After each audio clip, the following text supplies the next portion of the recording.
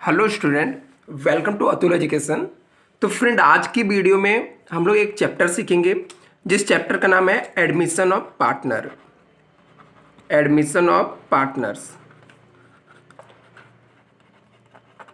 Chapter start करने से पहले मैं आपको एक चीज़ क्लियर कर देता हूँ। इस वीडियो के अंदर हम लोग बहुत ही कम समय में पूरा कॉन्सेप्ट सीखने वाले हैं। तो मैं मान के चला कि मेरे जो भी स्टूडेंट ये वीडियो को देख रहे हैं उनको इसके थियरी से रिलेटेड कोई भी इशू नहीं है या उनको थियरी से कुछ भी मतलब नहीं है। उनको जस्ट एग्जाम में मार्क्स लाना है, इसलिए उनको कॉन्सेप्ट और कम समय में ट्रिक के थ्रू कैसे सम को सॉल्व करना है ये चीज़ मैं सिखाने वाला हूँ। यदि आपको पूरा डिटेल वीडियो चाहिए तो आप मेरा पुराना वीडियो ऑलरेडी मैंने अपलोड किया, वहाँ पर आप जाकर पूरा इसके थियरी कॉन्सेप्ट कैसे आपको रट्टा मारना है वो सब देख सकते हो। बट मैं इस वीडियो के अंदर कहीं पर भी आपको रट्टा मारने नहीं सिखाने वाला हूँ, न तो आपको थियरी लिख कर देने वाला हूँ बहुत सारा। जस्ट मैं आपको कॉन्सेप्ट सिखाऊंगा कैसे आप एग्जाम में मार्क्स ला सकते हो कम समय में। तो मेरे जो भी स्टूडेंट हैं, मैं मान के चला हूँ वो सिर्फ पढ़ाई कर रहे हैं, इसलिए उनको अच्छे मार्क्स लाना है, कम समय में पढ़ना है। तो चलो फ्रेंड, हम लोग स्टार्ट करते हैं। मैं एक एक चीज़ इस वीडियो के अंदर सिखा दूंगा आपको बहुत ही कम समय में। बस इसके लिए आप लोग सपोर्ट के लिए मेरे इस वीडियो को लाइक कर देना, और यदि आप लोगों ने चैनल को सब्सक्राइब नहीं किया फ्रेंड तो चैनल को सब्सक्राइब कर देना है।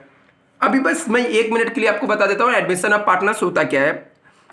जैसे यहाँ पे पहले से क्या दो पार्टनर्स है, ठीक है, ये दो पार्टनर्स है।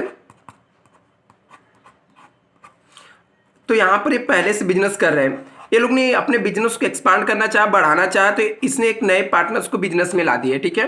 तो ये दो पहले से जो पार्टनर्स थे इनको हम लोग बोलते हैं ओल्ड पार्टनर। इनको हम लोग क्या बोलते हैं? ओल्ड पार्टनर्स बोलते हैं। और न्यू पार्टनर्स जिसको बिजनेस में लाते हैं उसे हम लोग क्या बोलते हैं? न्यू पार्टनर्स लाते हैं। जब न्यू पार्टनर्स आता है बिजनेस में तो अपने हाथ में क्या लेकर आता है? कैपिटल लेकर आता है। दूसरा, लगता है कि मुझे कैपिटल से काम नहीं चलेगा तो इससे हम लोग गुडविल का भी पैसा मांग लेते हैं, गुडविल।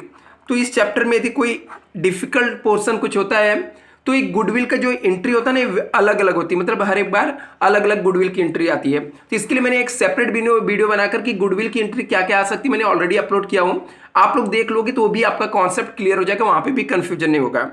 हाँ, तो अभी यहाँ पे बस हम लोग देखेंगे कि यदि न्यू पार्टनर पैसा बिजनेस में लेकर आ रहा है तो इसका एंट्री क्या बनता है। यदि न्यू पार्टनर्स बिजनेस में पैसा लेकर आया, new partners bring cash for capital. Capital के लिए न्यू पार्टनर पैसा लेकर आ रहा है तो एक एंट्री पास हो जाएगा यहाँ पर। वो एंट्री आएगा cash bank account debit to new partners capital. New partners capital, capital मतलब कैश बैंक के डेबिट साइड में न्यू पार्टनर्स कैपिटल का नाम लिखना पड़ता है, न्यू पार्टनर्स कैपिटल के क्रेडिट साइड में बाय कैश बैंक लिखना पड़ता है। बस यही एक एंट्री रहता है जो बाहर से आपको हर एक सम में पूछा जाता है। बाकी जो जो आपको लेजर बनाने रहते हैं वो मैं आपको बताता हूँ कैसे बनाना रहता है, कैसे पोस्टिंग करना रहता है आपको, और पूरा लेजर में बना के उसके फॉर्मेट के साथ आपको दिखा देता हूँ कैसे बनाना है, और बहुत ही कम समय में कैसे ट्रिकली आप सीख सकते हो। तो आपको क्या दिया रहेगा, सम में आपको पहले से ना एक बैलेंस शीट दिया रहेगा। यहाँ पर आपको एक बैलेंस शीट दिया रहेगा, बैलेंस शीट। ये वो बैलेंस शीट रहेगा जिसमें ओल्ड पार्टनर थे, ठीक है। ये बैलेंस शीट को हम लोग बोलते हैं ओल्ड बैलेंस शीट बोलते हैं, ओल्ड बैलेंस शीट, जिसमें पुराने पार्टनर बिजनेस करते हैं। अभी इसके बेस पे हम लोग को बनाना क्या होता है एग्जाम में, हम लोग को यहाँ पर अकाउंट्स कौन कौन से बनाने पड़ते हैं इस चैप्टर में। तो हम लोग को एक यहाँ पर profit and loss adjustment accounts बनाना पड़ता है, एडजस्टमेंट अकाउंट बनाना पड़ता है। दूसरा, आपको पार्टनर्स कैपिटल अकाउंट्स बनाना पड़ता है, पार्टनर्स कैपिटल अकाउंट। और हम लोग को यहाँ पर बनाना पड़ता है बैलेंस शीट, और वर्किंग नोट के तौर पे कैश बैंक अकाउंट्स बनाना पड़ता है। और आपको यहाँ पर गुडविल अकाउंट्स बनाना पड़ता है। और आपको क्वेश्चन में क्या दिया रहता है, तो क्वेश्चन के अंदर आपको क्या दिया रहेगा, तो क्वेश्चन के अंदर आपको बैलेंस शीट दिया रहेगा ओल्ड और एडजस्टमेंट दिया रहेगा, ठीक है। तो अभी आपको कैसे बनाना है, आपका सबसे पहला स्टेप क्या होना चाहिए, क्लियर आपको दिख रहा है ना। अभी देखो कॉन्सेप्ट आपका क्या होता है, इसको कैसे बनाना है सिंपल सा मैं आपको सिखा देता हूं। ये ओल्ड बैलेंस शीट है, ओल्ड बैलेंस शीट। इसका सबसे पहला काम पोस्टिंग करना। क्या करना है? पोस्टिंग करना है। पोस्टिंग करना है। तो कैसे पोस्टिंग करना है मैं आपको बताता हूँ, जस्ट एक मिनट। ये ओल्ड बैलेंस शीट है, इसका क्या करना है? पोस्टिंग करना है। इसमें से पहला स्टेप रहेगा, स्टेप 1 में आप लोग पोस्टिंग करोगे। कैसे पोस्टिंग करना है? यहाँ पर जितने भी असेट्स रहेंगे सबको न्यू बैलेंस शीट के असेट्स में लिख देने का। ओल्ड बैलेंस शीट का जितना भी असेट्स रहेगा सबको कहाँ पे लिख देना है? न्यू बैलेंस शीट के असेट्स में। थोड़ा सा मैं कैमरा ऊपर कर देता हूँ तो आप लोग को क्लियरली दिखेगा, ठीक है। तो यहाँ पे हम लोग क्या करेंगे, जो आपका असेट्स रहेगा सबको न्यू बैलेंस शीट के असेट्स में लिख देने का, एक्सेप्ट कैश और बैंक को मत लिखना है, ठीक है। कैश बैंक को, और यदि प्रॉफिट एंड लॉस दिया रहेगा तो मत लिखना। बाकी सब असेट्स को सेम टू सेम लिख देने का। आपके पास सम रहेगा तो आप लोग देखोगे तो मेरी बातें समझेगा। जितना भी असेट्स रहेगा ना कॉपी पेस्ट कर देने का। क्या करना है? ये दो आइटम को छोड़ देने का, कैश और बैंक को छोड़ देना, और प्रॉफिट एंड लॉस को। सब कैश बैंक को डायरेक्टली न्यू बैलेंस शीट में लिख देने का। जितने भी लायबिलिटीज रहेंगे ना सबको नए बैलेंस शीट के न्यू बैलेंस शीट में लायबिलिटीज में लिख देना, ठीक है। लायबिलिटीज में लिख दिया आप लोग ने। अभी इसके अंदर कौन से आइटम को नहीं लिखने का? एक्सेप्ट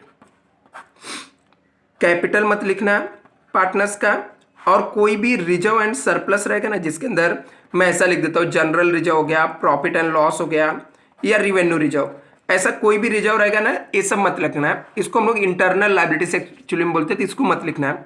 तो अभी ये सबको फिर कहाँ पे लिखना है? तो जो कैपिटल रहेगा इसको पार्टनर्स कैपिटल के क्रेडिट साइड में लिख देना। कहाँ पे लिख देना? पार्टनर्स कैपिटल के क्रेडिट साइड में लिख देना, ठीक है। और इसके बाद ये पार्टनर्स कैपिटल के क्रेडिट साइड में हमने लिख दिया। और ये जो रिजर्व रहेगा, जनरल रिजर्व हो गया, प्रॉफिट एंड लॉस हो गया, या रिवेन्यू रिजर्व हो गया, ये सबको पार्टनर्स कैपिटल के क्रेडिट साइड में लिखना है। कैसे लिखना है? ओल्ड प्रॉफिट शेयरिंग रेशियो में जो रेशियो दिया रहेगा वो रेशियो में आपको डिवाइड करके दे देना है, ठीक है। ओल्ड रेशियो में दे देना है। तो अभी इसके कैसे सॉल्व करना है, तो आप पोस्टिंग करके कैसे एडजस्टमेंट करना रहता है, बेसिकली मैं फटाफट आपको सब एडजस्टमेंट क्लियर कर देता हूं। जस्ट आप लोग 2 मिनट का टाइम देना, बस आपको देखना लिखना कैसे है, क्या करना है। तो सबसे पहला स्टेप आपको याद रखना चाहिए, मैंने क्या बताया था। तो जो भी आपके पुराने बैलेंस शीट दिया रहेगा क्वेश्चन में, उसको क्या करना है, जितने भी असेट्स रहेंगे सबको न्यू बैलेंस शीट की असेट साइड में जाके लिख देना। जैसे मान लो ये मैंने बैलेंस शीट बनाया न्यू फर्म का, एक किसका बैलेंस शीट है? न्यू फर्म का है। तो न्यू फर्म के बैलेंस शीट में आप गए, सबसे पहला काम आपको जो भी असेट्स दिया रहेगा सेम टू सेम यहाँ पे लिख देना। सबका पोस्टिंग कैसे करना मैं आपको बता रहा हूँ। मैंने स्टेप यहाँ पे आपको बताया, उसी स्टेप आपको याद रखना, ठीक है। सबसे पहला स्टेप हमारा क्या है, यहाँ पर जितने भी असेट्स है सबको असेट्स में लिखना, ठीक है। तो जैसे for example plant and machinery यहाँ पर है, तो मैं प्लांट एंड मशीनरी यहाँ पर लिख दूंगा। मान लो इसके ऊपर एडजस्टमेंट है, ठीक है। तो इसका अमाउंट मैं 1 लाख रुपए यहाँ पे इनर कॉलम में लिख देता हूँ। बिल्डिंग है, बिल्डिंग लिख देता हूँ 50,000 रुपये। स्टॉक लिख देता हूँ 30,000। जो भी असेट्स रहेगा, डेटर है डेटर लिख दो, ठीक है। सेम टू सेम पुराने वाले बैलेंस शीट में से आप देख रहे हो, ठीक है। ओल्ड बैलेंस शीट में से आपको देखना है, ओल्ड बैलेंस शीट में से देख के न्यू बैलेंस शीट में कॉपी पेस्ट कर देना। जो भी रहेगा जिसके ऊपर एडजस्टमेंट रहेगा उसके नीचे एक लाइन छोड़ देना। एक स्टेप अपना कंप्लीट। लायबिलिटीज में जैसे मान लो क्रेडिटर है, क्रेडिटर यहाँ पे इसमें मान लेते कोई एडजस्टमेंट नहीं है क्रेडिटर के ऊपर, तो डायरेक्टली आउटर कॉलम में लिख देते हैं 30,000। डन। अभी ये हो गया आपका। अभी जो कैश बैंक को मैंने बोला था ना असेट्स के सब असेट्स को ट्रांसफर कर देना ओल्ड बैलेंस शीट की न्यू बैलेंस शीट में, सिर्फ कैश बैंक को छोड़ देना। तो उसको क्या करना, वर्किंग नोट का जो हम लोग कैश बैंक अकाउंट्स बनाएंगे वो वर्किंग नोट वाले कैश बैंक में जाना, और डेबिट साइड में यहाँ पे लिख देना to balance brought down, to balance brought down. कितना? 50,000। ये ट्रांसफर वाला स्टेप आपको समझ गया। अभी लायबिलिटीज में मैंने बोला था क्या, सब लायबिलिटीज को ट्रांसफर कर देना न्यू बैलेंस शीट की लायबिलिटीज में, एक्सेप्ट कुछ लायबिलिटीज को छोड़ के। किसको? कैपिटल और रिजर्व एंड सरप्लस को। कैपिटल को कहां पे ट्रांसफर करना? पार्टनर्स कैपिटल के क्रेडिट साइड में। General reserve, profit and loss, revenue reserve, इसको पार्टनर्स कैपिटल के क्रेडिट साइड में। तो आप क्या करोगे, पार्टनर्स कैपिटल अकाउंट्स आपने बनाया है, ठीक है। तो पार्टनर्स कैपिटल अकाउंट्स में आप जाओगे, और पार्टनर्स कैपिटल के क्रेडिट साइड में जो कैपिटल रहेगा पुराने पार्टनर्स, मान लो पहले ए बी पार्टनर थे, तो यहाँ पे आप लिख दोगे बाय बैलेंस ब्रॉट डाउन। तो जितना भी कैपिटल दिया रहेगा, जैसे मान लो 1 लाख दिया है तो 1 लाख लिख लिया दोनों का, ठीक है। और मान लो इन लोग को आपको बैलेंस शीट में, पुराने वाले बैलेंस शीट में प्रॉफिट एंड लॉस दिया, तो यहाँ पे प्रॉफिट एंड लॉस लिखने का मान लेता हूँ 50,000 दिया है, इक्वल रेशियो है, तो एक को 25,000 25,000 आ जाएगा। यदि अलग रेशियो दिया रहेगा तो वो रेशियो में दे देना। सब पोस्टिंग डन, आपको यहाँ पर आराम से मिलते हैं 4 से 5 मार्क्स मिल जाएंगे। अभी एडजस्टमेंट क्या क्या आ सकता है, तो पहला एडजस्टमेंट आ जा सकता है, न्यू पार्टनर्स बिजनेस में कैपिटल इंट्रोड्यूस कर रहा है, जो मैंने ऑलरेडी बताया। जब न्यू पार्टनर आएगा तो बिजनेस में क्या लेकर आएगा, कैपिटल लेकर आएगा, तो कैपिटल लाएगा, ये आपको एडजस्टमेंट दिया ही रहेगा। तो आपको कैश बैंक के डेबिट साइड में जाना है, और कैश बैंक के डेबिट साइड में जाके क्या लिखने का, टू न्यू पार्टनर्स कैपिटल। तो यहां पर जाना, कैश बैंक में हम लोग गए, यहां पर लिख देने का new partners capital, new partners capital, ये लिख दिया, ठीक है। जैसे मान लेते हैं कि उसने 1 लाख रुपए लाया, ये लिख देने का। अभी मेन आता गुडविल, गुडविल का एंट्री अलग अलग हो सकता है। न्यू पार्टनर्स का कैपिटल, तो न्यू पार्टनर्स का नाम लिखना कैपिटल, और इसका दूसरा इफेक्ट भी देना, हर एडजस्टमेंट का 2 इफेक्ट होता है। तो इसके पार्टनर्स कैपिटल के क्रेडिट साइड में जाके लिख देना बाय कैश बैंक, ठीक है। तो मान लेते हैं कि 50,000 है, कितना था 50,000 ने, 1 लाख रुपए हम लोग लिए थे, तो 1 लाख लिख दे, जो भी अमाउंट रहेगा वो दिया रहेगा, वो लिखना, आपको ज्यादा सोचना नहीं है। अभी इसमें कुछ एक्स्ट्रा आपको रहेगा, तो रहता गुडविल का, ठीक है। जैसे मान लो न्यू पार्टनर गुडविल के लिए पैसा दिया ना, तो अपने को 2 एंट्री पास करना पड़ता है। यदि न्यू पार्टनर गुडविल के लिए पैसा दिया, तो एक पहला एंट्री जो रहता है, कैश दिया तो उसने कैश बैंक अकाउंट डेबिट हो जाएगा, cash bank account debit to goodwill 1 lakh रुपए। मान लो ये क्या एंट्री बन सकता है, मैंने ऑलरेडी लिखा के दिया हूं, आप लोग उसको गुडविल वाला वीडियो जरूर देख लेना। गुडविल यहाँ पे डेबिट में है, इसको ओल्ड पार्टनर को देते हैं तो हम लोग एंट्री बन जाता है goodwill account debit to old partner. जैसे ए कैपिटल है ओल्ड पार्टनर, बी कैपिटल, ठीक है। कितना है, 1 लाख था, 50,000 50,000 लिख दिया हम लोगों ने।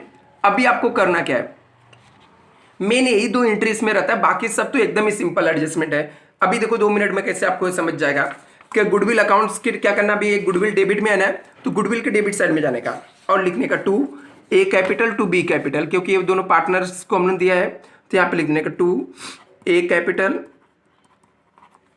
To B capital. नहीं, एंट्री क्या था, सॉरी एंट्री देख लेते हैं। पहला एंट्री क्या था, cash bank account debit to goodwill, तो कैश बैंक के डेबिट साइड में जाके लिखने का टू गुडविल, 1 लाख रुपए था, लिख दिया मैंने। उसके बाद था यहाँ पे गुडविल के क्रेडिट साइड में जाके लिखेंगे बाय कैश बैंक, तो गुडविल अकाउंट्स है, तो इसके गुडविल के क्रेडिट साइड में मैंने गया और जाकर मैंने लिख दिया गुडविल के क्रेडिट साइड में by cash bank, cash bank लिखा। कितना अमाउंट था, 1 लाख, ये हो गया। अभी क्या करना है, ये हो गया मान लो यहाँ पर, तो दूसरा क्या करना है, यहाँ पे गुडविल के डेबिट साइड में जाने का, लिखने का दोनों पार्टनर्स का, ओल्ड पार्टनर का नाम, to A capital to B capital. कितना अमाउंट है, इक्वल रेशियो में आता 50,000 50,000, ठीक है। हम लोग ने रेशियो आपको जो दिया रहेगा वो रेशियो में आपको डिवाइड करना है। ये अमाउंट मैं रेंडमली ले रहा हूँ जस्ट आपको सिखाने के लिए कि आपका टाइम बर्बाद ना हो। अभी ये हो गया गुडविल और इसका हो गया एडजस्टमेंट है। तो बाकी जितने भी, अभी देखो गुडविल का हम लोग ने एक इफेक्ट भूल रहे हैं, एक क्रेडिट में है ना, तो पार्टनर्स किसके क्रेडिट साइड में जाने का और लिखने का बाय गुडविल अकाउंट, तो जाने का पार्टनर्स कैपिटल के क्रेडिट साइड में और जाके लिखने का वहां पर बाय गुडविल, तो हम लोग जाकर वहां पर लिख देते हैं बाय गुडविल, तो क्रेडिट साइड में जाके लिख देंगे बाय गुडविल।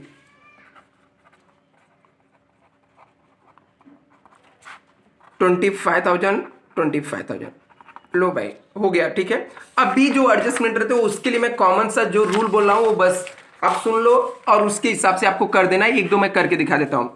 इसमें क्या हो सकता है आपको सब में, अभी क्या हो सकता है, बस 2 ही चीज होगा, ये इतना ही मेन कॉन्सेप्ट था। अभी क्या हो सकता है, या तो असेट्स इंक्रीज होगा या डिक्रीज होगा।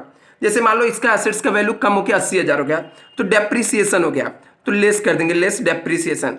ये आपको परसेंटेज में दिया रह सकता है, या बोल सकता है कि आपका अमाउंट 80,000 हो गया प्लांट एंड मशीनरी का, तो इसका मतलब 20,000 यहां से क्या कर देने का, लेस कर देने का। या ऐसा बोल देगा डेप्रिसिएशन 20% से हो गया, तो यहां से लेस करने का। और इसका दूसरा इफेक्ट जाने का, प्रॉफिट एंड लॉस हुआ ना, मेरे असेट्स का वैल्यू कम हो गया ना, तो हमारे लिए लॉस हो गया। लॉस हुआ तो असेट्स का वैल्यू कम होगा, तो प्रॉफिट एंड लॉस एडजस्टमेंट के डेबिट साइड में लिखने का। क्या लिखने का, टू प्लांट एंड मशीनरी, जिसकी वैल्यू कम हुई है। कितना, 20,000 से कम होना है तो 20,000 लिख देने का। एक एग्जांपल मैंने असेट्स कम होने का, कोई भी असेट्स कम हुआ ऐसे ही लिखना है। एक एग्जांपल देता हूँ असेट्स का वैल्यू बढ़ जाने का। मान लो यहाँ पे बिल्डिंग है, ठीक है, तो बिल्डिंग आपका कितना है 50,000 और ये बिल्डिंग बढ़ के अभी 60,000 हो गई, तो 60,000 हो सकती है। ये आपको ऐसा बोल देगा एप्रिसिएटेड बाई कुछ परसेंट दे सकता है, ठीक है, या एप्रिसिएटेड बाई 10,000 हो सकता है। तो यहाँ पर ऐड कर देने का, जब असेट्स का वैल्यू बढ़ेगा तो उसे हम लोग ऐड कर देंगे, ऐड एप्रिसिएशन। 10,000 से इसकी वैल्यू बढ़ गई, ऐड कर दिया 60,000। अभी मेरे असेट्स का वैल्यू बढ़ेगा तो हमारे लिए प्रॉफिट है ना, प्रॉफिट हुआ तो रिवैल्यूएशन मतलब प्रॉफिट एंड लॉस एडजस्टमेंट के क्रेडिट साइड में लिखने का, बाई लैंड एंड बिल्डिंग। कितने से इसकी वैल्यू बढ़ गई, 10,000 से। देन ऐसे कोई भी असेट्स का वैल्यू बढ़ेगा तो क्रेडिट साइड में लिख देना, वहां पर ऐड करके, कम हुआ तो असेट्स में से लेस करके डेबिट साइड में लिख देना, क्लियर।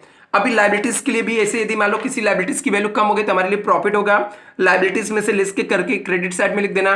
यदि लाइबिलिटीज बढ़ गई तो लॉस होगा, लाइबिलिटीज में ऐड करके प्रॉफिट एंड लॉस एडजस्टमेंट के डेबिट साइड में लिख देने का। अभी सम ऑलमोस्ट सॉल्व हो गया। अभी आपको क्या करना रहता है, टैली करना रहता है। तो कैसे, आप टोटल मानना रहेगा, आपको टोटल मानना आप लोग, ठीक है, जो भी साइड का जाता है, जैसे मान लो एग्जांपल के तौर पे 20,000 ये जाता है, तो इसमें से 10,000 माइनस करेंगे, कितना बचेगा, 10,000। तो इसको लिखने का by profit and loss transfer to partners capital, partners capital में ट्रांसफर कर देने का, पार्टनर्स कैपिटल। नेक्स्ट है ना, तो दोनों किसको देने का, सिर्फ ओल्ड पार्टनर को देने का, ओल्ड पार्टनर को। 10,000 है तो इनके जो भी रेशियो आपको सब में दिया रहेगा, जैसे मैं मान लिया इक्वल है तो इक्वल रेशियो में दे देंगे 5,000। दूसरा आपको जो भी रेशियो दिया रहेगा वो दे देने का, और यही प्रॉफिट यहाँ पे लिख देने का, पार्टनर्स कैपिटल में जाने का, और यहाँ पर लिखने का टू रिवैल्यूएशन, या प्रॉफिट एंड लॉस एडजस्टमेंट लिखोगे तो रिवैल्यूएशन प्रॉफिट। सिर्फ ओल्ड पार्टनर को आएगा, ए और बी को आएगा, ये नया पार्टनर जो सी रहेगा इसमें नहीं आएगा। तो कितना आएगा, 5,000 और 5,000, ठीक है, डन। इसके बाद क्या कर देने का, इसको टैली करने का। इसको टैली करोगे तो ये 1,00,000 रुपए था, दोनों साइड आ जाएगा 1,00,000। यहाँ पे हम लोग 1,00,000 जाके लिख दिए दोनों साइड। अभी इसमें से इसके साइड भी अमाउंट नहीं दिया है तो माइनस करने जो बैलेंस आएगा ये भी कितना आ जाएगा, 1,00,000 रुपए आ जाएगा। ऐसे इसका टोटल मारेंगे, ठीक है, तो ये कितना आ रहा है, 1,50,000, और इसका भी 1,50,000 आ रहा है, राइट। तो 1,50,000 1,50,000 दोनों साइड लिख दिया, ठीक है। अभी यहाँ पे 5,000 माइनस कर देंगे तो 1,45,000, 1,45,000 यहाँ पे बैलेंस बच जाएगा। तो जो बैलेंस बचेगा इसको लिखने का to balance carry down, done. अभी इसको जाने का, जो आपका बैलेंस शीट रहेगा बैलेंस शीट में जाके लिख देने का। चलो ये हमारा बैलेंस शीट है, ठीक है। तो बैलेंस शीट के अंदर हम लोग जाके लिखेंगे कैपिटल, पार्टनर्स का नाम लिखेंगे ए बी सी, जितना अमाउंट आया रहेगा यहाँ पे बैलेंस में इन लोग का अमाउंट आ गया था 1,45,000 और 1,45,000 और 10,000। तो जाकर मैं यहाँ पर लिख दूंगा 1,45,000 चाहिए तो आप इनर कॉलम में भी लिख के रख सकते हो, 1,45,000 और 1,00,000। बाद में इसको टैली करने से, बैलेंस शीट को टैली करने से पहले ना आप लोग एक काम करना, जितने भी वर्किंग नोट रहता है उसको पहले टैली कर देने का। जैसे हम लोग आएंगे सबसे पहले कैश को टैली कर देंगे, तो हमारे पास कैश में कितना है, 2,50,000 है, तो हम लोग दोनों साइड 2,50,000 लिख देंगे यहाँ पर, और इसमें से माइनस करेंगे तो बैलेंस फिगर भी कितना आ जाएगा, 2,50,000। इसको लिखने का बाय बैलेंस कैरी डाउन। और एक जो कैश आया रहेगा ना वर्किंग नोट से, इसको बैलेंस शीट के असेट्स में जाके लिख देने का, कैश और बैंक। कितना, 2,50,000 आया था, लिख दिया। अभी गुडविल दोनों साइड का इक्वल आ गया, गुडविल का जो अमाउंट है ये दोनों साइड का देखो इक्वल आ गया है। इस साइड भी 1,00,000 है, ठीक है। जब आपको न्यू पार्टनर ब्रिंग करता है तो उसमें गुडविल अकाउंट टैली हो जाता है, सिंपल सा हम लोग बोल सकते हैं। तो 1,00,000 आ गया। बाद में इसका टैली करना, ये टैली हो जाएगा, ठीक है, दोनों साइड का अमाउंट इक्वल आ जाएगा, आपका सम सॉल्व। इतना ही, आपको टेंशन नहीं लेना, पूरा दुनिया भर का पढ़ना, याद करना, दिमाग लगाना कुछ नहीं करना है। आप जिसको जितना मैंने लॉजिक बताया इतना लॉजिक आप कर लो, आपके सम टैली हो जाएंगे और 100% आपको राइट हो जाएंगे पूरे। एक शॉर्टकट ट्रिक है, ज़्यादा दिमाग ज़्यादा टाइम वेस्ट ना करके आपको सिर्फ लॉजिकली इस सम को सॉल्व करना है। एक दो मैंने इसके प्रैक्टिकल सम सॉल्व करा के इस बेस पे भी मैंने अपलोड किया है, तो आप लोग जस्ट उसको देख भी लोगे तो भी आपको क्लियर हो जाएगा। इतने में कॉन्सेप्ट क्लियर है और आपके सम भी क्लियर हो जाएंगे। Thank you so much friend.